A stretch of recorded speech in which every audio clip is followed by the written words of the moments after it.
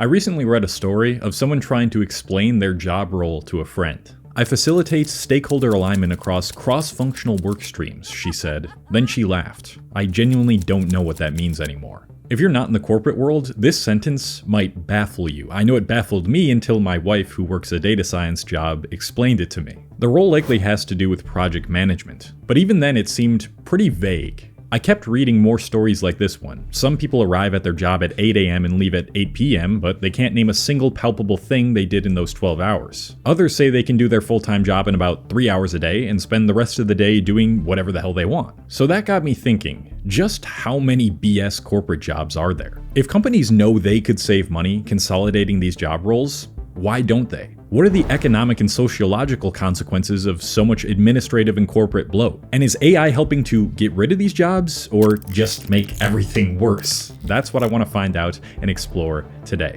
I explored something else recently, and I found out I was paying almost $40 for a subscription that I didn't even use. If you want to be on top of your finances and learn how to save and budget better, like I guess I needed to, then you should try out today's sponsor, Rocket Money. Rocket Money is an all-in-one personal finance app that helps you cancel subscriptions, lower your bills, and manage your money better. Once you connect your bank accounts and credit cards, Rocket Money automatically scans your purchases for unnecessary subscriptions. From there, you can select the ones you don't want anymore, and Rocket Money may be able to help you cancel with just a few taps. Not only that, but it can help you visually see where all your money is going without using an outdated spreadsheet. The app shows you where your money is going at all times and identifies top spending categories with insights on how you can stay within your budget better. Rocket Money will also notify you about upcoming charges or when your balance is low, so you can avoid overdrafts or late fees. When you are actually measuring and managing where you are spending and how much income you are getting, that's when your finances actually start to change and you stop wondering why your bank account hits zero every month. So if you want to try out Rocket Money today and unlock more features with premium, you can head to rocketmoney.com/Cole or click the first link in the video description.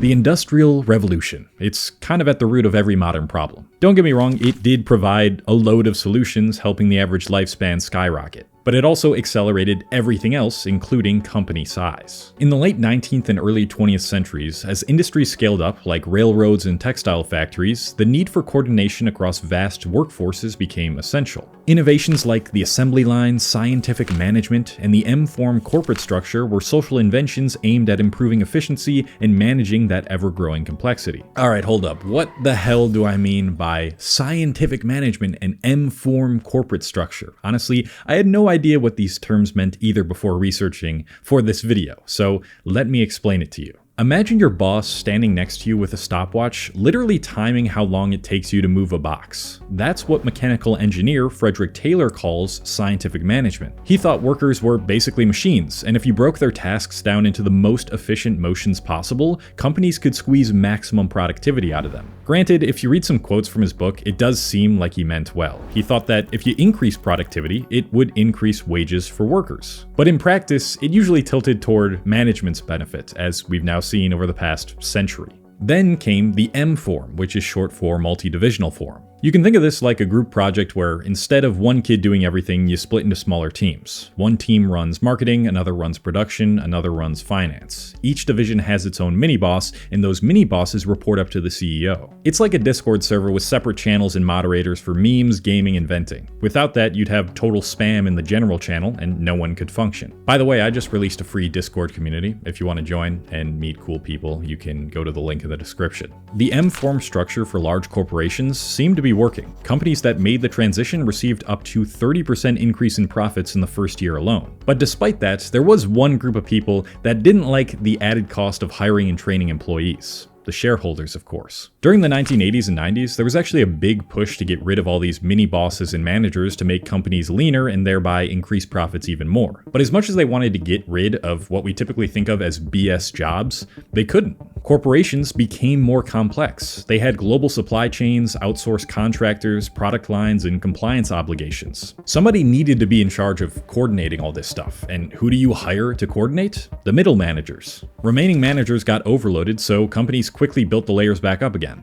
In fact, if we look at trends over a larger time period, that attempt to lean out the company didn't even make a dent. Managers made up 13% of the US labor force in 2022, up from 9.2% in 1983, according to a study in the Harvard Business School by Letty and Zhang. When I first found this out, I was confused. Companies tried to get rid of these BS jobs, but found out they were actually essential for their teams. But according to the people who actually work these jobs, they don't even really understand what they do, and they feel like nothing gets accomplished. So which one is it? This is where we have to dig deeper into the psychology and politics of your typical corporate job, and a lot of it comes down to how promotions work. In many companies, the only way to reward a good employee isn't to give them a fat raise for being amazing at their job, it's to throw the word manager in their title. Instead of creating a path where someone can be a highly paid specialist, they just get promoted into middle management whether or not the company actually needs another manager. And then there's the whole psychology of control. CEOs love having layers of managers because it makes them feel like the whole company is running through their command center. Every decision, problem, or email eventually filters upward. Flattening the hierarchy might save money, but it feels risky, so instead of staying lean, companies slowly revert back to bureaucracy. However, this still doesn't explain why so many people in these middle manager roles feel like their jobs accomplish nothing, and this is where we get into just basic human psychology. Simply put,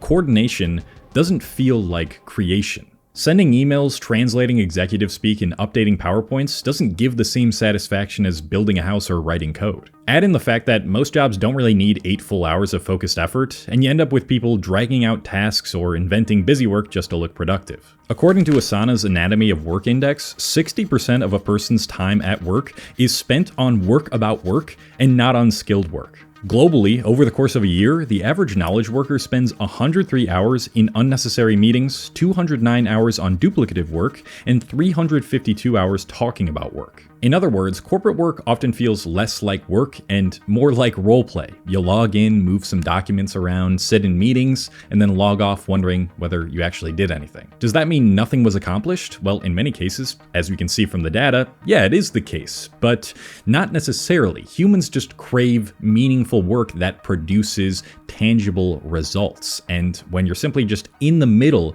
of people doing the actual work and you're moving things around, well, of course, those sorts of jobs are going to feel like they're void of purpose. Wouldn't it be great if there was a way to cut down the fat on some of those layers, like some technological advancement that would allow humans to focus more on meaningful work than busy work? Well, a lot of companies seem to be convinced that they've found that solution in AI. Now, to be nuanced here, I will admit there are some promising studies that show that some of this busy work talking about work, whatever crap BS this stuff is, actually does get cut down through the use of generative AI. A large-scale experiment involving 6,000 knowledge workers showed that generative AI cut about 30 minutes of email reading per week and helped people finish documents around 12% faster. Another study found that workers using AI tools spent 3 fewer hours per week on email, a 25% drop, though meeting time didn't change. This suggests that AI could help with those low-value tasks, but what happens when you use it to full-on replace these middle managers in these so-called BS jobs? Well, spoiler,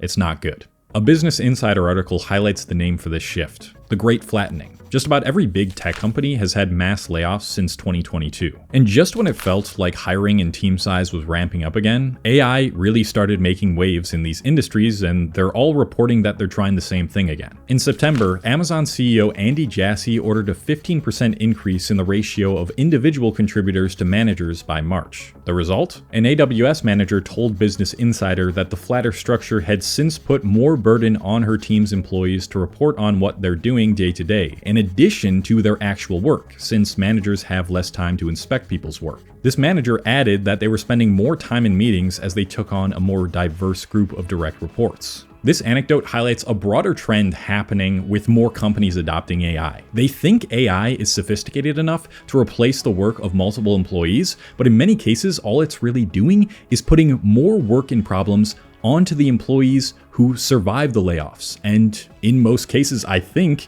without a raise too. That being said, I do like to look at the opposite side of the spectrum, and I will say I found an anecdote from a Microsoft employee who said this middle manager squeeze is actually helping them, kind of. They say, while having less time with my manager has had its challenges, it's also pushed me to figure out more on my own, and I think that's helped me grow. I want to grow into a senior level position someday, so even though my workload has increased, I've seen it as a chance to show I can take on more independently. I mean, that's kind of nice and all, and I genuinely hope it results in a raise for that guy, because otherwise you're just taking on more work for the same amount of pay. So what can we conclude from all this? Honestly, I came into this video thinking I would take a steaming hot dookie on all these manager roles, retorting the same sort of complaints as the people who work them. They're useless and they don't actually accomplish anything. But then I kept researching. And on top of that, I remembered what I learned in my Burnout Epidemic video, notably how absolutely integral a good quality manager is to both employees and a CEO. Despite how many people working these jobs feel, they're not all bullshit. Yes, a lot of companies have too many of them, which causes unnecessary spending, which causes the thing that they're selling to go up in price. Think college tuition. And for those companies, having less of these types of employees would help everyone involved. But in many cases, these so-called BS jobs are the very ones stopping the company from going up in flames. To reiterate the point of the importance of quality managers,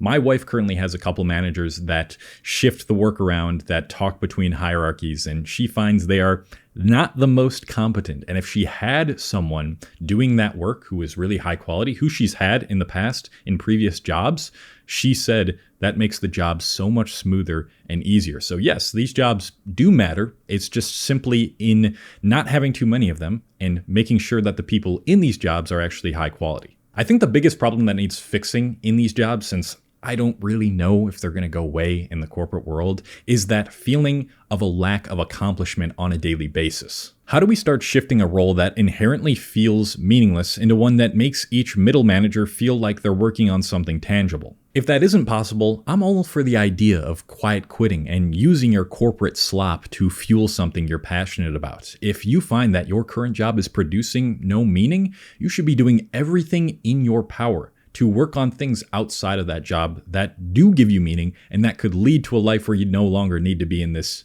BS job that you feel like accomplishes nothing. But ideally, we'd fix the meaningless problem so we wouldn't have to do that. But what does that mean, though? If bureaucracy can't be reduced and these sorts of jobs inherently elicit escapism and make you feel like, well, I don't want to work this job for a long time, what actually is the solution? I'd love to hear your answers to that question in the comments below. And if you enjoyed this video and you're trying to learn more about the corporate modern world and whether you really want to decide to be in that world, you can check out my Burnout Epidemic video, why everyone feels burnt out right now. It's more than just corporate world in that sense.